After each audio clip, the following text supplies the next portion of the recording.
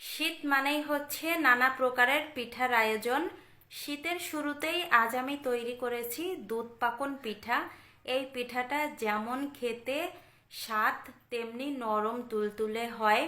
আমি বলবো বাসায় একবার হলো এই পিঠাটা তৈরি করে খেয়ে দেখবেন, সবাই খুব প্রশংসা করবে। নমস্কার, সবাইকে স্বাগত জানাচ্ছি নতুন আরও একটি রেসিপি দেখার জন্য। মূল রেসিপিতে চলে আসলাম। প্রথমে দুধটা আমি জাল করে নিয়েছি, স্বাদ মতো দিয়ে দিলাম একটু লবণ। লবণটা দিয়ে আবারও কিছুক্ষণ জাল করে নিয়েছি। এখানে আমি হাফ কাপ ময়দা আর হাফ কাপ দিয়েছি সুজি, মোট 1 কাপ নিয়েছি। চাইলে আপনারা শুধু ময়দা দিয়েও তৈরি করতে পারেন, আবার সুজি দিয়েও তৈরি করতে পারেন, আবার চাইলে চালের গুঁড়া দিয়েও তৈরি করতে পারেন। আমি দুইটা উপকরণ মিশিয়ে বানিয়েছি। এই যে ভালোভাবে সেদ্ধ করে নিয়েছি।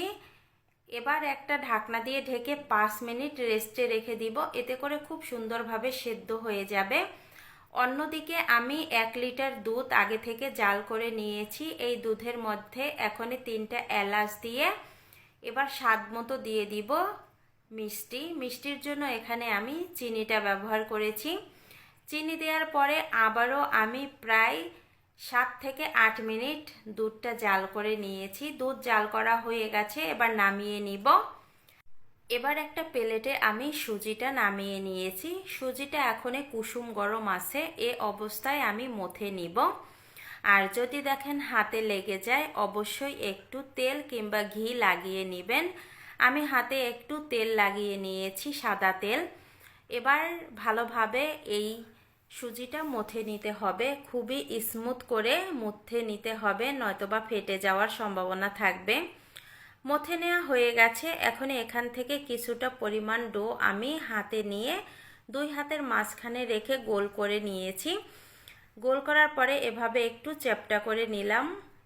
একটা চামচ নিয়েছি, চামচ দিয়ে এভাবে আমি দাগ কেটে দিচ্ছি।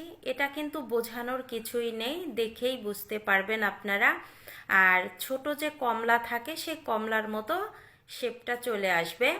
এবার মাঝখানে হাতের একটা আঙুল দিয়ে আমি গর্ত করে নিচ্ছি।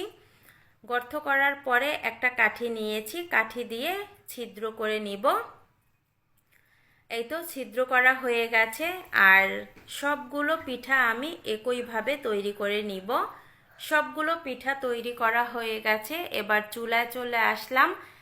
তেলটা আমি হালকা গরম করে নিয়েছি। হালকা গরম তেলের মধ্যে এক এক করে পিঠাগুলো দিয়ে দিব। পিঠাগুলো দিয়ে আমি এক এক করে সবগুলো পিঠা উল্টিয়ে দিচ্ছি 3 মিনিট পরে।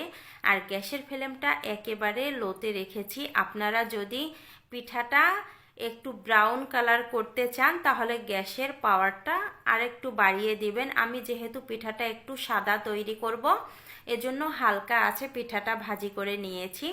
পিঠা ভাজি হয়ে গেছে, এক এক করে নামিয়ে নিব। পিঠাগুলো নামানো হয়ে গেছে। আর দুধটা কিন্তু কুসুম গরম আছে। কুসুম গরম দুধের মধ্যে এই গরম গরম পিঠাগুলো দিয়ে ঢাকনা দিয়ে ঢেকে 5 ঘন্টা রেখে দিব। 5 ঘন্টা পরে আমি একটা প্লেটে সার্ভ করে নিচ্ছি। আর পিঠাটা দেখেন কতটা নরম তুলতুলে হয়েছে, দেখেই বুঝতে পারছেন আপনারা। আমি কেটেও আপনাদের সাথে শেয়ার করছি যে কতটা নরম এবং তুলতুলে হয়েছে। আজকের ভিডিওটা এখানে এন্ড করলাম। সবাই ভালো থাকবেন।